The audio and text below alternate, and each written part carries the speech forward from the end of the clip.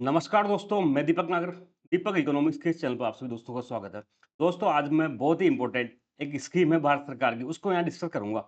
उस स्कीम को बेसिकली कल 1 जून को 6 साल पूरे हो चुके हैं, इसलिए वो काफ़ी ज़्यादा न्यूज़ में थी और काफ़ी एक इम्पोर्टेंट स्कीम है और मेरे दिल के तो बहुत करीब है, क्योंकि मैंने इसको फिज़िकली मतलब इम्प्लीमेंट किया है। हमारा जो डिपार्टमेंट है बेसिकली वो इसका नोडल डिपार्टमेंट है। तो आज इसके बारे में दोस्तों ए टू जेड हम डिटेल में डिस्कस करेंगे। फोटो से आप समझ गए होंगे मैं बात कर रहा हूँ दोस्तों पीएम स्वनिधि स्कीम की। आप में से कईयों ने इसका नाम तो जरूर सुना होगा। तो बेसिकली न्यूज़ देखिए आप, ओवर 1.12 करोड़ लॉस लगभग अब तक दोस्तों इस स्कीम के तहत 1 करोड़ 12 लाख लोन्स अब तक डिस्ट्रीब्यूट हो चुके हैं। और टोटल कितना अमाउंट का 17,800 17,800 करोड़ रुपए के लोन डिस्ट्रीब्यूट हो चुके हैं। हालांकि आपको ये डेटा, ये फिगर कम लगेगा कि पिछले 6 साल में दोस्तों केवल 17 करोड़ रुपए ही लोन बटे क्या। लेकिन दोस्तों किन लोगों को लोन बटे हैं, ये वो बहुत बड़ा इंपॉर्टेंट है। ये समाज से सबसे जो लोअर स्टेटा है ना, वहां पर ये लोन गए, इसलिए दोस्तों ये इंपॉर्टेंट है।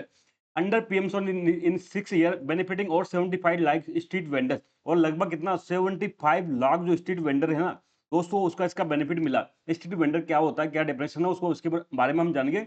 लेकिन आप न्यूज में देखा होगा कि बेसिकली क्या हुआ, जो पीएम स्वनिधि स्कीम है उसको 6 साल पूरे हो चुके हैं।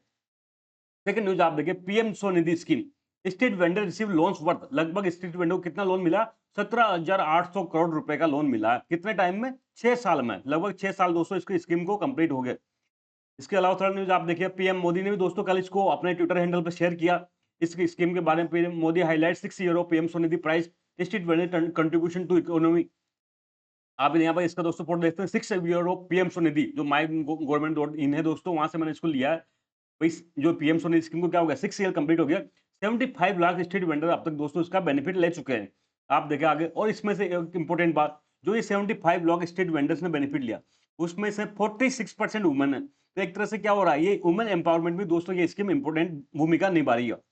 नियरली 95% बेनिफिशियरी जो क्या हो दोस्तों, इसमें से 95% बेनिफिशियरी वो हैं जिनको फर्स्ट टाइम कोई बैंक से लोन मिला। ये ऐसे लोग हैं दोस्तों जिनको लोन बैंक देता ही नहीं है, लेकिन इस स्कीम के तहत पहली बार इनको क्या हुआ, एक फॉर्मल क्रेडिट के रूप में लोन मिला है दोस्तों। अब हम इसके बारे में ज्यादा जाने तो सबसे पहले इसकी फुल फॉर्म जानते हैं। तो दोस्तों पीएम स्वनिधि जो स्कीम है बेसिकली इसकी फुल फॉर्म है prime minister street vendors Atmanirbhar Nidhi. Very important, आप इसके फुल फॉर्म याद रखिए, प्राइम मिनिस्टर प्रधानमंत्री street vendors Atmanirbhar Nidhi, short form है पीएम स्वनिधि। अब इसका लॉन्च किया गया, सब इसके बारे में दोस्तों मैं एक बार बैकग्राउंड में आपको इसको समझाना चाहता हूँ। देखो आप सबको पता है कोविड-19 एक इंडिया के या नहीं पूरी दुनिया के इतिहास में मेडिकल इमरजेंसी का केस था। लगभग ये 2020 के स्टार्टिंग में कोविड-19 आ चुका था इंडिया में। कोविड-19 से लगा लॉकडाउन, आप सबको पता। लॉकडाउन से क्या हुआ, सारे बिज़नेसेस बंद हो गए थे, इसमें तो कोई दो राय नहीं है। सारे बिज़नेस क्या हो गए थे, वो बंद हो गए थे, ये तो हम सब जानते हैं। लेकिन बंद तो हो गए दोस्तों, लेकिन जो बिग बिज़नेस थे, बिग फ कंपनीज़ थी, उनके पास तो क्या खुद की कैपिटल था, तो वो वापस रीस्टार्ट किया। जैसे लॉकडाउन उठा, वापस उन्होंने क्या किया, अपना बिज़नेस रिज़्यूम कर दिया। लेकिन दोस्तों इस बिज़नेसमैन में क्या थे, टी शॉप ओनर था। इसके अलावा कोई वेजिटेबल्स जो बेचते हैं वो लोग थे। फ्रूट वेंडर था, फ्रूट्स वगैरह बेचते, ठेले लगाता है बेसिकली, जो ठेले वगैरह लगाते हैं उसको कहते हैं, ये चाहे पानी पूरी का ठेला हो, चाहे वो पाव भाजी का ठेला हो, जितने भी ठेले वाले ना, इन सबका फैंसी नाम क्या है, स्ट्रीट वेंडर कहते हैं दोस्तों इनको। क्या कहते हैं, स्ट्रीट वेंडर। तो स्ट्रीट वेंडर वो कुछ नहीं है, जितने भी ठेले लगाते हैं सड़कों पे गलियों में, आपने देखा हो खोमचार की दुकानें होती है, चाय की होती है, चाहे वो पानी पूरी का ठेला हो, चाहे ये सब ठेले वालों को क्या कहते हैं, स्ट्रीट वेंडर कहते हैं। तो इन स्ट्रीट वेंडर्स के सामने दिक्कत आई दोस्तों। बेसिक क्या होता है, ये स्ट्रीट वेंडर के पास कोई पूंजी तो होती नहीं है, ये डेली कमाते हैं और डेली खाते हैं। कोई वेजिटेबल सेल कर रहा है ठेले पे, तो दोस्तों उसने सुबह क्या किया, 5,000 का हो सकता है, 4,000 5,000 की वेजिटेबल लिया, शाम तक बेच दिया और दिन भर में 500 1,000 रुपए उसने क्या किया, अपना अपना मुनाफा कमा लिया। लेकिन अब ये लॉकडाउन कारण ये बंद हो गया इनका। अब बंद हो गया तो दोबारा ये बिजनेस कैसे रिस्टार्ट करेंगे, रिस्टार्ट कैसे करेंगे, तो रिस्टार्ट के लिए इनको क्या चाहिए, कैपिटल चाहिए भाई। क्या चाहिए, वर्किंग कैपिटल चाहिए। वर्किंग कैपिटल कहाँ से आएगी, या तो ये महाजनों से सूद से लेंगे, तो वहां बैठेगा नहीं, वहां ये दिवालिया हो जाएंगे। तो ये बेसिकली सिर्फ गवर्नमेंट यहाँ पे आई, गवर्नमेंट ने कहा हम आपको क्या करेंगे, लोन दिलाएंगे बैंक से। हम क्या करेंगे, आपको लोन दिलाएंगे बैंक से। तो बेसिकली जो पीएम स्वनिधि स्कीम का जो मेन ऑब्जेक्टिव था, वो था कि जो कोविड-19 के लॉकडाउन के बाद जब बिजनेस रिज्यूम हुआ, तो उन बिजनेस को, जो स्ट्रीट वेंडर्स के बिजनेस है, उसको चालू करने के लिए क्या चाहिए, पैसा चाहिए। पैसे के लिए क्या करना पड़ेगा, उसको वर्किंग कैपिटल देनी पड़ेगी। कोई बहुत बड़ी अमाउंट नहीं दी थी दोस्तों, इसकी शुरुआत 10,000 रुपए की मार्च से हुई थी। लेकिन 10,000 रुपए आप और हमको छोटी अमाउंट लग रही है, लेकिन कोई डेली सब्जी बेल रहा है, डेली पानी पूरी बोल रहा है, उसके लिए बहुत बड़ी बात है दोस्तों। वो 10,000 रुपए से वो अपना बिजनेस दोबारा चालू कर सकता है। तो दोस्तों ये इसकी स्कीम की इंपोर्टेंस थी। तो बेसिकली दोस्तों ये लॉन्च की गई थी। और इसके अलावा दोस्तों मैं बताऊं, कोविड-19 जब आया तो सब कुछ इंडिया में लगभग बिज़नेसेस ठप हो गए थे, बंद हो गए थे। तो इससे लड़ने के लिए भारत सरकार एक पैकेज लेके आई थी, आत्मनिर्भर भारत पैकेज, एबी पैकेज, आत्मनिर्भर भारत पैकेज लेके आई थी।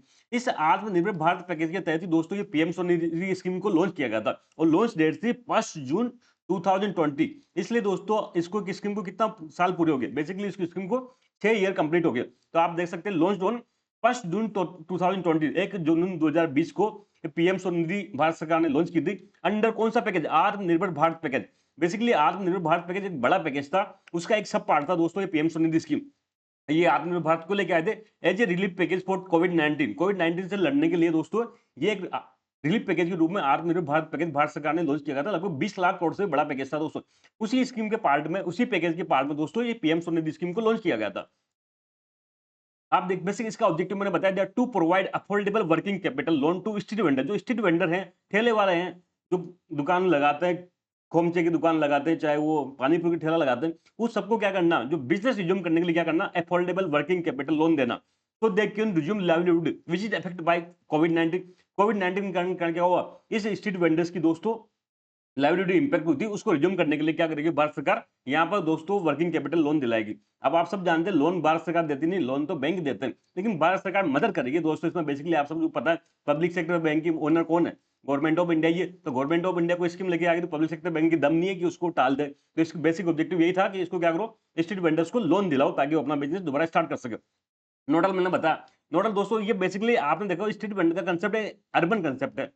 गाँव में आपने बहुत कम देखे होंगे, तो गाँव में ऐसा स्ट्रीट वेंडर का ऐसा कंसेप्ट नहीं है, अर्बन एरिया में। और अर्बन एरिया का काम कौन देखता है, तो आपने एक मिनिस्ट्री याद होगी, ministry of housing and urban affairs. ये तो होता है सेंट्रल लेवल पर भारत सरकार के अंडर में। और स्टेट में जैसे राजस्थान में, तो इसमें डिपार्टमेंट होता है लोकल सेल्फ गवर्नमेंट, स्वायत्त शासन विभाग। इसी के अंडर में जॉब करता हूँ, इसी के अंडर में जॉब करता हूँ। इसलिए बेसिकली हमारा डिपार्टमेंट क्या था, ये पीएम स्वनिधि को लागू करने के लिए क्या था, इम्प्लीमेंटिंग एक नोडल डिपार्टमेंट था।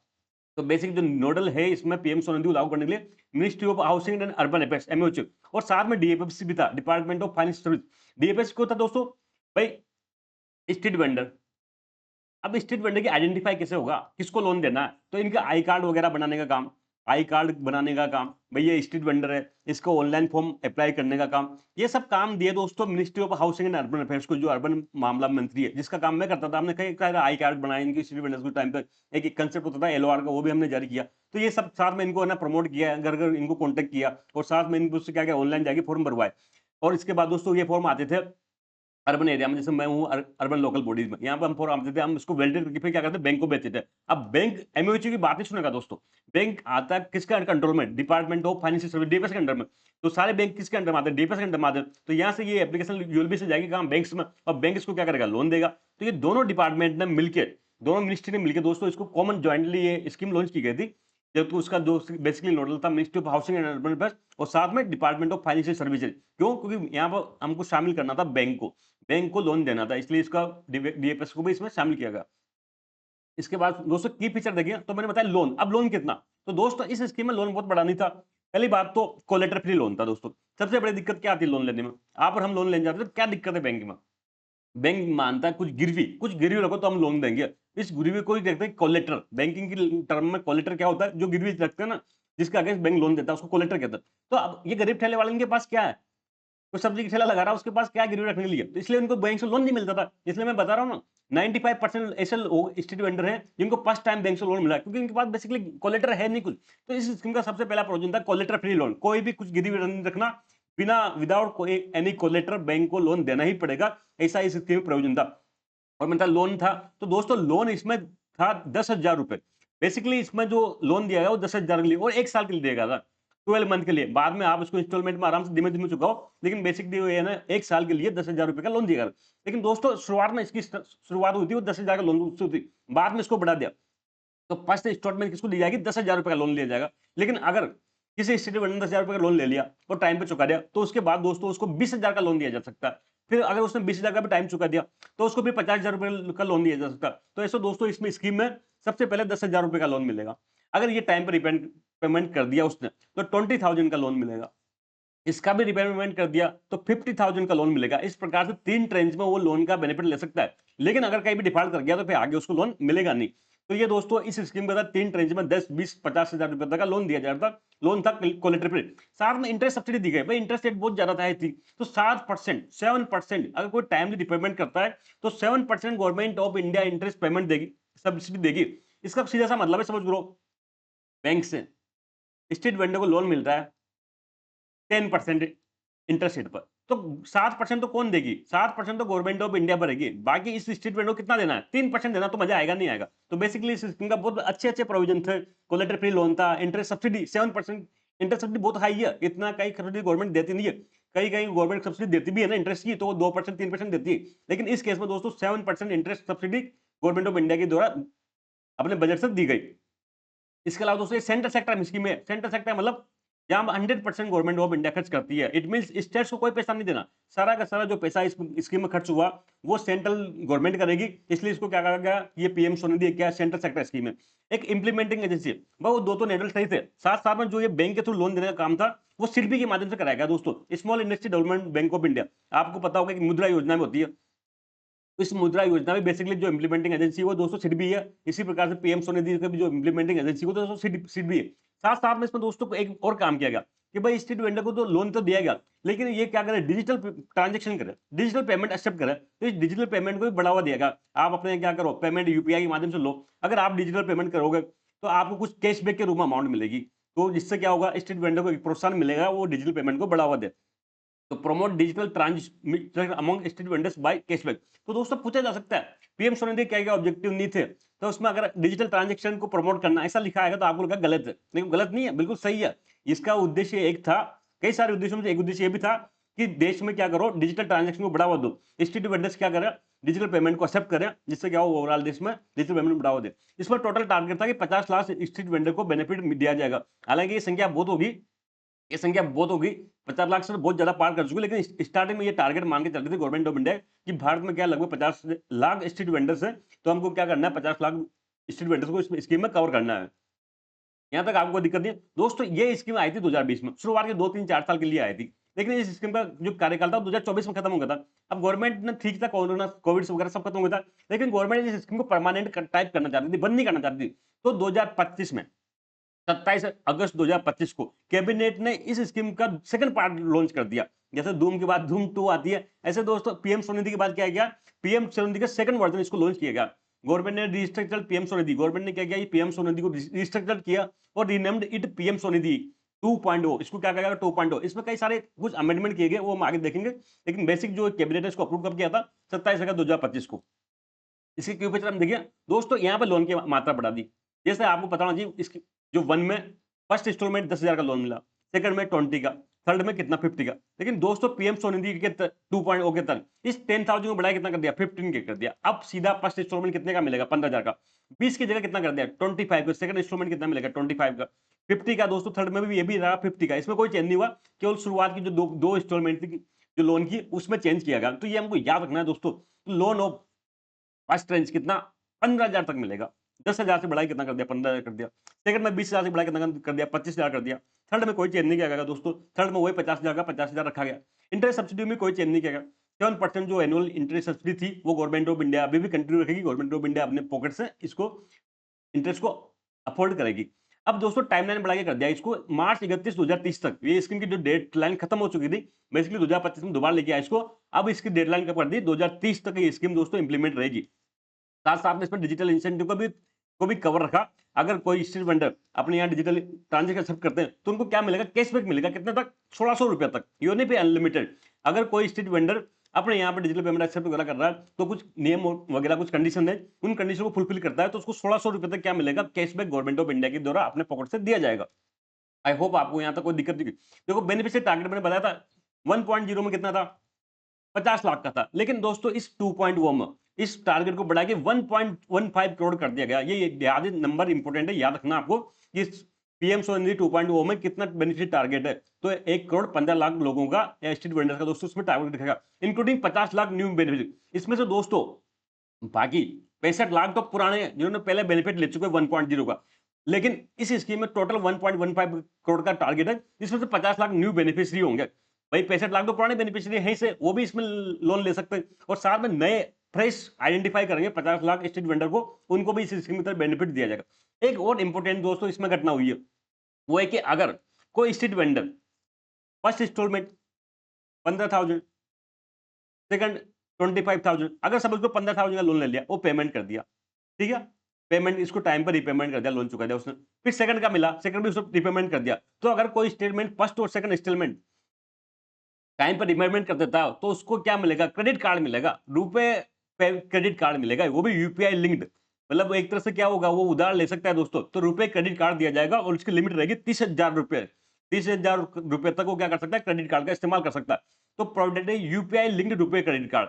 भाई अगर सेकंड लोन चुका देता है, who have repaid second loan, अगर कोई स्ट्रीट वेंडर सेकंड लोन चुका देता है, तो उसको यूपीआई लिंक्ड क्या दिया जाएगा, रुपए क्रेडिट कार्ड दिया जाएगा, कितने लिमिट तक, 30,000 की लिमिट तक। तो ये एक और अच्छा प्रोविजन इस दोस्तों इस स्कीम में जोड़ा गया।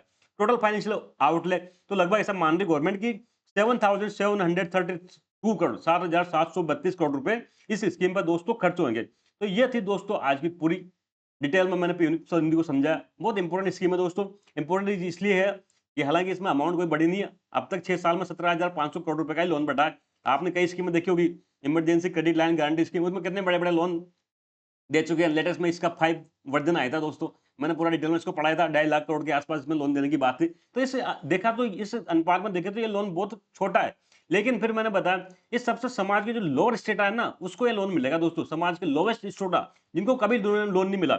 इसलिए का आंकड़ा कहां से पता चलता है, 95% बेनिफिशियरी है ना जो स्ट्रीट वेंडर, उनको फर्स्ट टाइम कोई फॉर्मल क्रेडिट मिला है, अब तक उनको कभी बैंक से कोई लोन नहीं मिला। तो ऐसे लोगों को दोस्तों यहाँ पे लोन दे रहा है। और ये जो बेचारे स्ट्रीट वेंडर हैं, ये अपने यहाँ समाज में सबसे पिछड़े हुए लोगों में से एक थे, सबसे गरीब लोगों में से एक है, डेली कमाते डेली खाते थे। तो इन लोगों के भलाई के लिए कोई गवर्नमेंट की से कोई बड़ी स्कीम अब तक थी नहीं। ज्यादातर फिर इनको पैसे की जरूरत पड़ती थी, तो ये 3-4 रुपए सैकड़ा, 5 रुपए सैकड़ा में आप सब जानते हो, वहां पर मनी लेंडर से इनसे सूद लेते थे, तो फिर ये कर्ज के चक्कर में फंस जाया करते थे। लेकिन गवर्नमेंट ने इनकी सोची एक अच्छी स्कीम है, समाज को इसका भला मिलेगा। तो आई होप दोस्तों पूरी मैटर आपको समझ में आया होगा। हम जल्द मिलेंगे दोस्तों, तब तक थैंक यू, जय हिंद दोस्तों।